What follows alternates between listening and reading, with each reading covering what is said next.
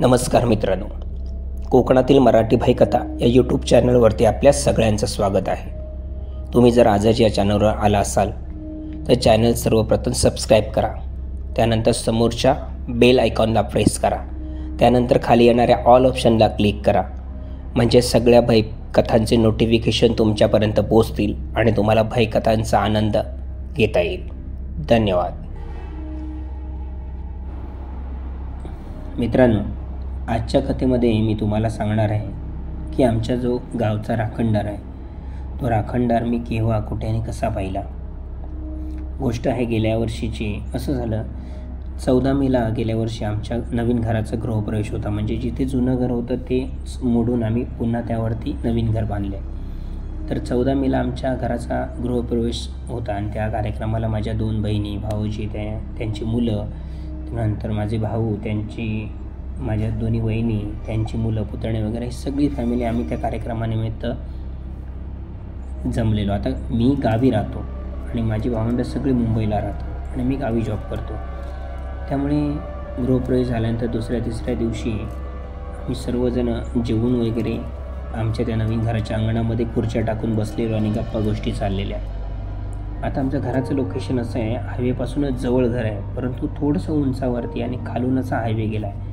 जो 2018च्या पूर्वी single length होती, आता ती चौपदरीकरण झालेलं आहे. आता हायवेच्या पण स्ट्रीट लाईट लागलेल्या आहेत आणि आमच्या घराच्या समोर ग्रामपंचायतीची एक स्ट्रीट लाईट आहे. म्हणजे हायवेच्या स्ट्रीट लाईट आहे त्या आमच्या घराच्या पुढे गेल्यानंतर सुरू होतात, परंतु ग्रामपंचायतीची जी स्ट्रीट लाईट आहे आमच्या बरोबर समोर आहे. तर माझी मोठी बहीण आणि मोठा भाऊ गप्पा गोष्टी करता करता म्हणाले की आम्हाला तेव्हा बाबा सांगायचे की आमच्या जो गावचा राखणदार आहे ना, तो राखणदार इथनं या रोडवरनं सरळ असा आमच्या ग्रामदेवतेला भेटायला जातो म्हणून. आम्ही हे सगळं ऐकत होतो. भाऊ पण सांगत होता की बाबांना ना तो 1-2 वेळा दिसलेला पण. म्हणजे बाबा शेतामध्ये जायचे उशिरा पाणी बिणी लावण्यासाठी, तेव्हा बाबांची आणि त्याची भेट पण 1-2 वेळा झाली होती असे बाबा आम्हाला त्यावेळी गोष्टी सांगायचे. तर ह्या सगळ्या अशा गप्पा गोष्टी चाललेल्या. तर मोठी बहीण अशी बोलता बोलता मला म्हणाली, आता ती मला पप्या म्हणायची, तर ती मला म्हणाली, पप्या अरे तुला असा अनुभव आला आहे का कधी? तू पाहिला आहेस का इथून जाणारा जो राखणदार आहे तो कधी पाहिला आहेस तो? कारण मी गावी राहायचो त्यामुळे त्यांना मला विचारायचं होतं की असा तू अनुभव घेतला आहेस का? तर मी म्हणालो त्यांना, हो मी एकदा अनुभव असा घेतला आहे, तो मी तुम्हाला सांगतो. तर मित्रांनो, कसं होतं, माझ्या आईवडिलांचं म्हणजे वडिलांचं 2014मध्ये निधन झालं. 2016मध्ये आईचं निधन झालं. त्यानंतर मी कलिंगडाची शेती करायला सुरुवात केली. समोरच शेत होतं, त्या शेतामध्ये 2-3 एकरमध्ये मी कलिंगडाची शेती करायचो.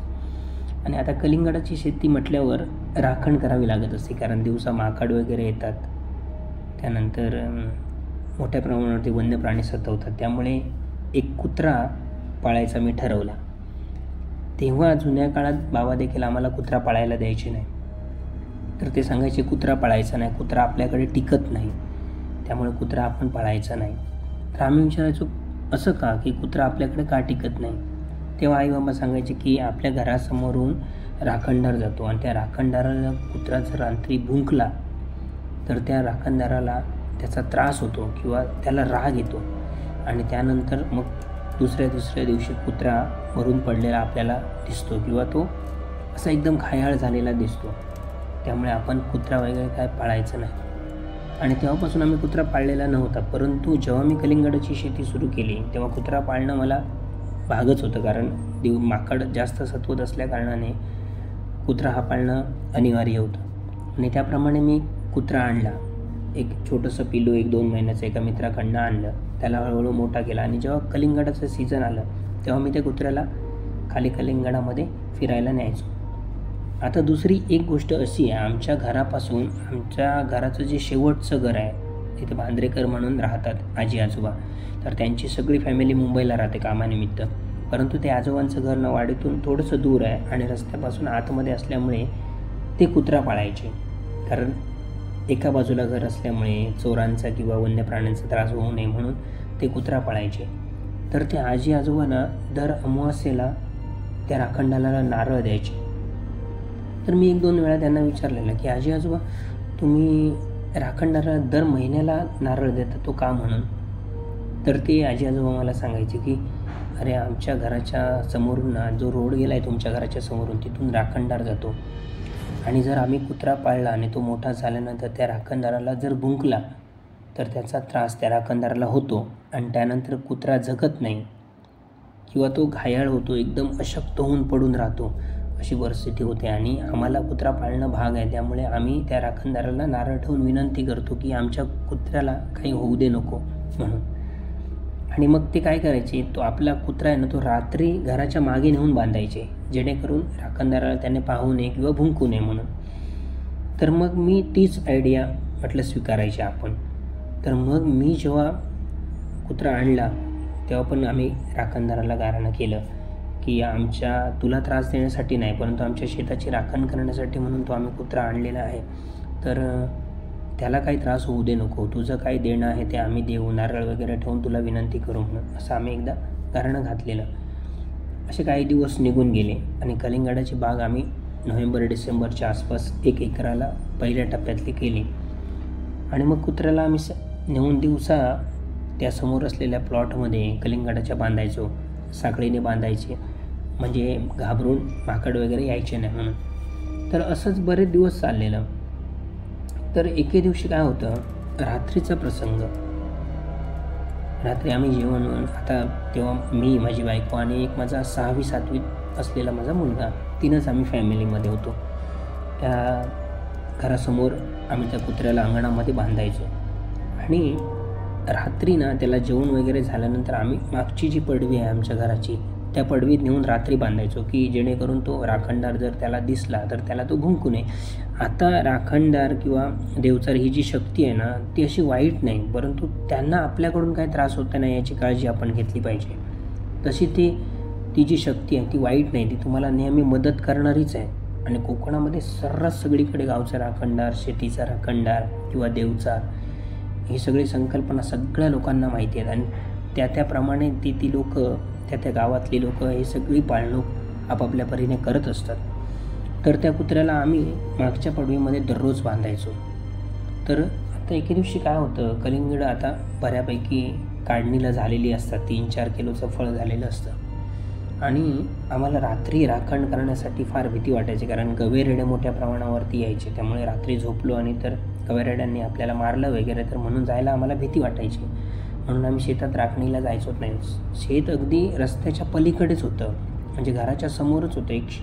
300 फुटाचं अंतर असेल शेत आणि मध्ये जो रस्ता होता. तर मी एक दिवशी काय केलं, ह्या काही गोष्टींपासून सावध होण्यासाठी म्हणून कुत्र्याला पुढच्या अंगणामध्ये आणून बांधला. तरी बायको मला सांगत होती की त्या कुत्र्याचं नाव होतं नामू, की त्या नामूला तुम्ही आज असं पुढे अंगणात नेऊन का बांधलं. तर म्हटलं अगं आपल्याला राखण करायला खाली जायला भीती वाटते, जेणेकरून गवेरेडा आले किंवा एखादा चोरी करण्यासाठी आला तर कुत्रा भुंकल्यानंतर आपण बॅटरी मारून वरून खाली शेतामध्ये बघू शकतो की कोण आहे म्हणून, त्यासाठी मी त्याला पुढे बांधला आहे. तर ती म्हणायला लागली की आपण पुढे बांधत नाही त्याला कारण तो राखणदाराला भुंकला वगैरे तर मग त्याचं काही खरं नाही. तर मी म्हटलं अगं राखणदाराला आपलं दर महिन्याप्रमाणे आपण नारळ वगैरे देतो आहे ना, त्यामुळे तसं मला काय वाटत नाही, बघूया पुढे बांधून काय होतं. आणि त्याप्रमाणे मी त्या दिवशीच त्याला पुढे बांधला. तर याच्यामध्ये ना 2-4 दिवस निघून गेले.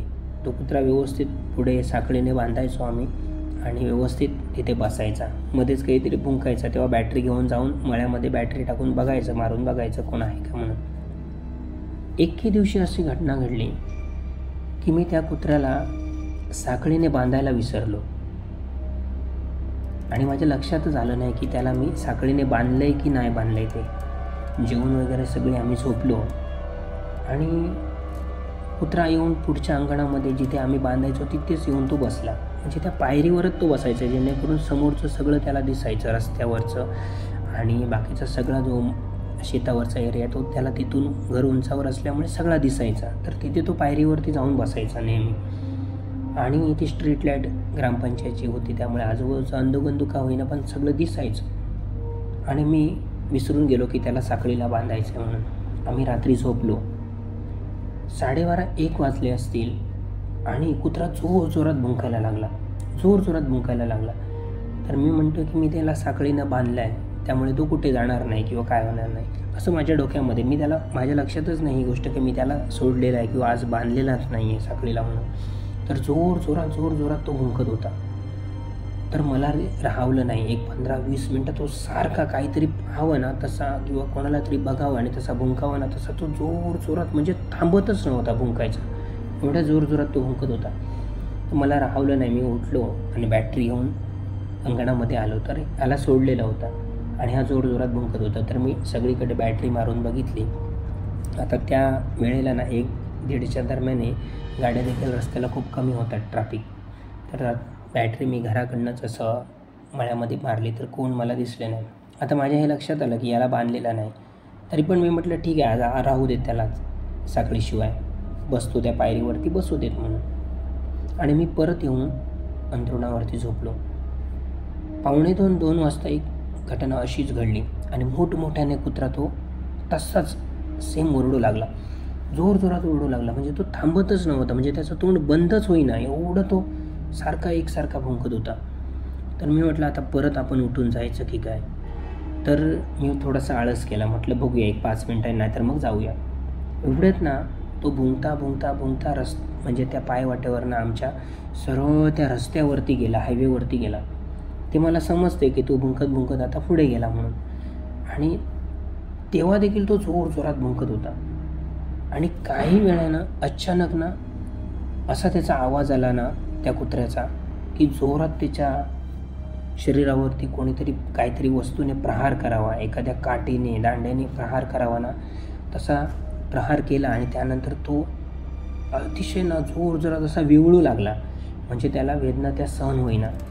तर मला पटकन जाग आली. मी म्हटलं हा गाडीला आपटला कुत्रा, येणाऱ्या जाणाऱ्या गाडी असतात हायवेला आणि त्या कुठच्या तरी गाडीला आपटला. म्हणून मी लगेच उठलो, माझ्याबरोबर बायको उठली, माझा मुलगा उठला आणि आम्ही बॅटरी घेऊन धावत रस्त्यावरती गेलो. बघितलं तर रस्त्याच्या कडेला हा कुत्रा असा पडलेला होता, जसा बेशुद्ध होऊन पडावा ना तसा तो कुत्रा पडलेला होता. धावत आम्ही त्याला हाक मारतोय, नामू नामू नामू, काय झालं. तर रस्त्याच्या कडेला तो असा पडलेला होता. आम्ही धावत जाऊन बघितलं तर त्याचं अंग असं पूर्ण थरथर कापत होतं आणि जीभ अशी त्याची तोंडातून बाहेर आलेली आणि जमिनीला टेकलेली आणि थोडंसं असं नाकातून रक्त येत होतं. तर मी म्हटलं की 100% हा गाडीला आपटला. तर मी त्याला असं लहान मुलाला उचलावं ना तसं उचलून असं घेऊन घराकडे अंगणामध्ये आलो, लाईट लावल्या आणि बघितलं त्याला कुठे काय लागलं. पण त्याला जखम किंवा असे लागलेल्याची, गाडीने ठोकलेल्याची कोणतीच अंगावर दिसली नाही मला. तर मी म्हणतो असं का, अचानक ह्याच्या नाकातून रक्त काय येऊ लागलं, त्याची जीभ अशी आडवी पडली आणि हा थरथरतोय का. तर जोर असा लहान मुलाप्रमाणे ना तो कणत होता. डोक्यावरती पाणी वगैरे मी त्याच्या घातलं, म्हटलं हा सावध होतो का बघूया. परंतु तो असा थरथर कापत होता. तर आम्ही सगळं त्याला काय करतोय, पाणी भरवतो, काय करतो, पण तो काय उठत नव्हता. बारीक असे डोळे करून बघत होता आणि थरथर कापत होता. तर मी म्हटलं, बायकोला म्हणतो की बघूया खाली जाऊन कुठे रक्त वगैरे पडलं आहे काय, निदान गाडीला आपटला काय हे तरी समजेल आपल्याला. म्हटलं बघूया तरी, नाही तर मग उद्या सकाळी डॉक्टरला बोलवता येईल. म्हणून मी, मुलगा आणि माझी बायको आम्ही रस्त्यावरती गेलो. तेव्हा ना ट्रॅफिक पूर्ण कमी झालेलं, दोन्ही बाजूने गाड्या बंद झालेल्या पूर्ण. 2-2:15चा तो वेळ असेल. मुलगा देखील आमच्यासोबत आला आणि आम्ही रस्त्यावरती कुठे रक्त पडलं आहे का किंवा काय पडलं आहे का बघतोय, म्हणजे जेणेकरून आपल्याला समजेल की ह्या गाडीला आपटला आहे आणि ह्याला मुका मार लागला आहे म्हणून. तर आजूबाजूला सगळीकडे आम्ही पाहिलं, पण रक्ताचा एकही थेंब आम्हाला रस्त्यावरती आजूबाजूला कुठेच पडलेला दिसला नाही. तर मी म्हणतो या कुत्र्याला नक्की झालं काय, गाडीला आपटलं नाही आणि माणसाने मारणं एवढ्या रात्री कोण येऊन मारणार, ही काही गोष्ट शक्य नव्हती. म्हणून आम्ही हा विचार करत होतो आणि तेवढ्यात एक अशी घटना घडली. त्या रस्त्याच्या पलीकडे, म्हणजे पहिल्या 2 लेन, त्याच्यानंतर डिवायडर आणि पलीकडच्या 2 लेन. तर पलीकडच्या 2 लेनवरनं एक कोणतरी व्यक्ती अशी जाताना माझ्या मुलाला दिसली. तर माझा मुलगा जोरात ओरडला, बाबा ती बघा कोणतरी आजोबा जात आहेत त्या रोडनं, त्यांना विचारूया की आमच्या नामूला गाडीने वगैरे उडवलं काय. तर मी म्हणतो कोण आजोबा जात आहेत. आता हा 11-12 वर्षाचा होता. तर म्हणतो ती बघा ते आजोबा जात आहेत त्या बाजूने ना, त्यांना विचारा कोणी ठोकलं काय आमच्या नामूला. तर मी आणि माझ्या बायकोची नजर तिकडच्या लेनमधल्या जाणाऱ्या त्या माणसाकडे गेली. तर मला त्या रस्त्याच्या कडेनं एका असं वयोवृद्ध माणूस, त्याने डोक्यामध्ये फेटा बांधलेला, भरदार अशी पिळदार मिशी होती, असा रुंद चेहरा आणि उंची ना 6 ते 6.5 फूट अशी धिप्पाड देह, असा मिशी पिळदार आणि कानामध्ये रिंग घातलेले आणि सदरा आणि ढोपरापर्यंत धोतर, त्याच्या खाली ते चांबड्याचं कर वाजणारं चप्पल असतं ना, ती चप्पल घातलेलं. एका हातात दांडा होता असा उंच खांद्यापर्यंत आलेला, त्याला घुंगरू बांधले म्हणजे कुळकुळे बांधलेले होते, एका हातात कंदील. असं जाताना मला तो माणूस दिसला. माझ्या बायकोनी पाहिला, माझ्या मुलांनी पाहिला. तो मुलगा मला सांगतो, बाबा त्या आजोबांना विचारा ना, मुला कोणी गाडीने ठोकलं काय, त्यांना माहीत असणार, ते आत्ता जिकडून येत आहेत ते बघ. मी त्याच्या तोंडावरती हात धरला, बायकोला मागे खेचलं आणि आम्ही हळूहळू मागे आमच्या घराच्या वाटेनं वरती आलो.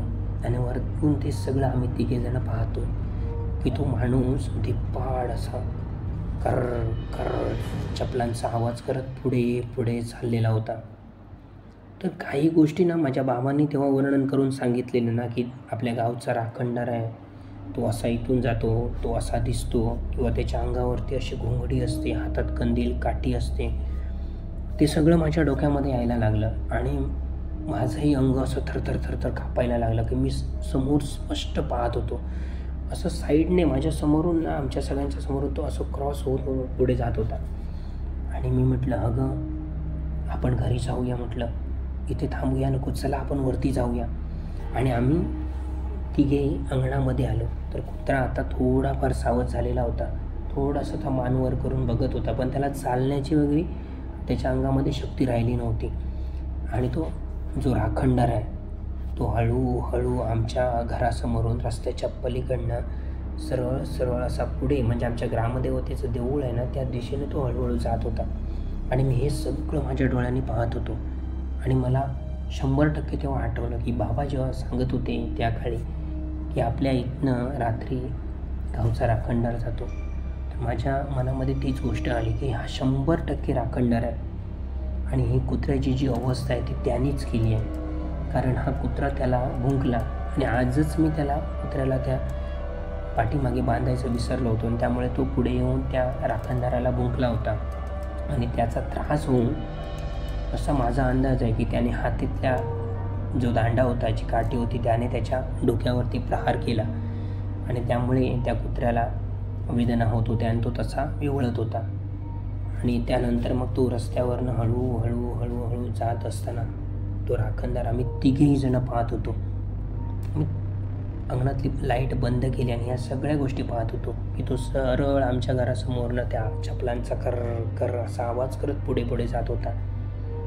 एक 100-150 फूट गेल्यानंतर मग ती जी आकृती आहे ती अगदी अस्पष्ट होत होती. आणि तेवढ्यात मात्र त्या राखणदाराने असा मागे वळून चेहरा आमच्याकडे केला. तेव्हा असं स्पष्ट मला चेहरा दिसला नाही, परंतु ती व्यक्ती मागे वळून आमच्याकडे बघते असा मला भास झाला. आणि त्यानंतर ती आकृती, तो जो राखणदार आहे तो अदृश्य झाला. त्यानंतर आम्हाला पुढे काहीच दिसलं नाही.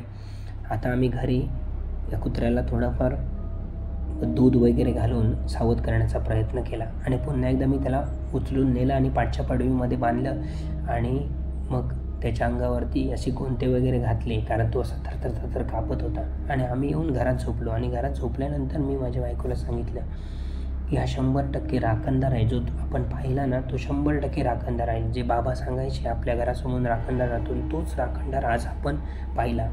आणि त्याच राखणदाराने आपल्या नामूला मारलेला आहे किंवा त्याच्यावरती प्रहार केलेला आहे किंवा त्याच्या भुंकण्याचा त्याला त्रास झाल्यामुळे. तर मग आता काय करायचं, म्हटलं आता ठीक आहे आपण झोपूया, सकाळी उठल्यानंतर पुढच्या गोष्टी आपण करू. त्यानंतर मग सकाळ झाली. सकाळी उठल्यानंतर आमच्या बाजूलाच माझे काका राहतात मोठे.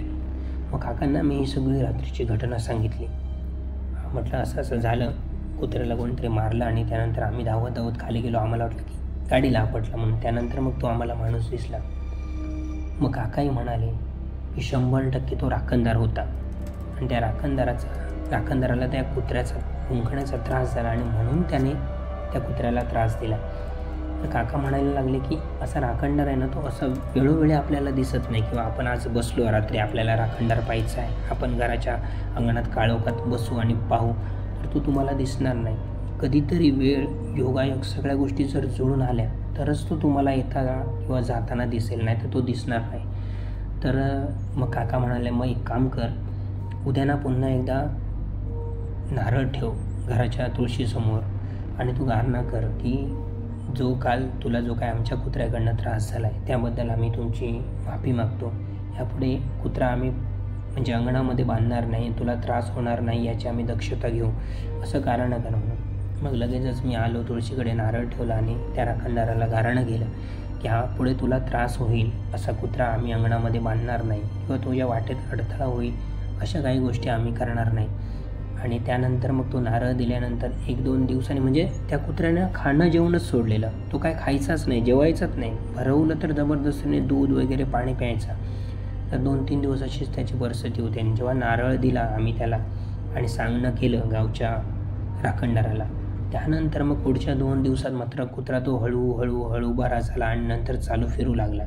त्यानंतर मात्र आम्ही कानाला खडा लावला की कुत्र्याला पुढच्या अंगणामध्ये बांधायचं नाही, जेणेकरून राखणदाराला त्याचा त्रास होणार नाही. आणि आजही मी सांगतो तुम्हाला, आमच्या वाडीमध्ये 1-2-3 कुत्रे आहेत फक्त, तर तेही तसंच करतात. आमच्या वाडीमध्ये पुढच्या अंगणामध्ये कुत्र्याला बांधलं जात नाही. रात्री जेवल्यानंतर किंवा जेवण खाऊन झाल्यानंतर झोपायच्या अगोदर सगळीजणं त्या पाठच्या पडवीमध्ये किंवा पाठच्या बाजूला घराच्या कुत्र्याला बांधून ठेवतात, जेणेकरून तो राखणदाराला भुंकू नये, त्याला राखणदाराला त्याचा त्रास होऊ नये याची काळजी आजपर्यंत आमचे सगळे लोक वाडीतले घेतात आणि आम्हीही घेतो आहे. तर मित्रांनो, एक असा अनुभव मला आलेला आहे, तो मी तुम्हाला आज या कथेच्या स्वरूपामध्ये सांगितलेला आहे. तुमचे काय अनुभव असतील तर कमेंट बॉक्समध्ये कमेंट करून सांगा, आणि कथा कशी वाटली ही देखील कमेंट करून सांगा. आजपर्यंत मी तुमची या ठिकाणी रजा घेतो. धन्यवाद.